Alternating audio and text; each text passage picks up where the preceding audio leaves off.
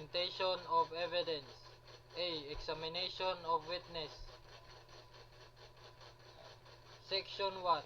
Examination to be done in open court.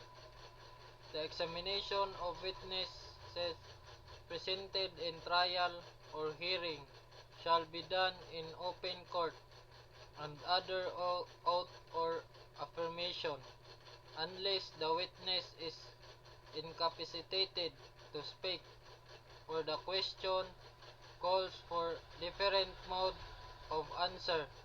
The answers of witnesses shall be given orally. Section 2. Proceedings to be recorded.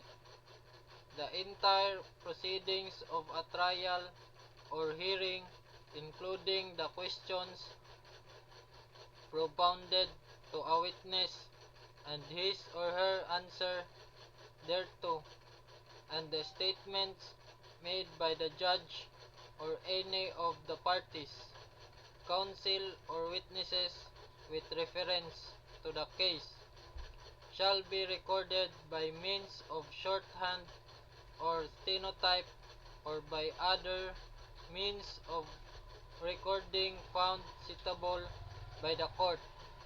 A transcript of the record of the proceeding made by the official stenographer, stenotypist, or recorder, and certified as correct by him or her, shall be deemed prima facie a correct statement of such proceedings. Section 3. Rights and obligations of a witness.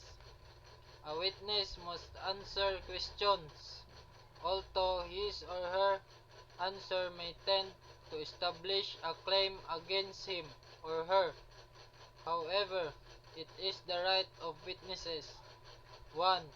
To be protected from irrelevant, improper, or insulting questions, and from harsh or insulting demeanor. 2. Not to be detained longer than the interest of justice require. 3. 3.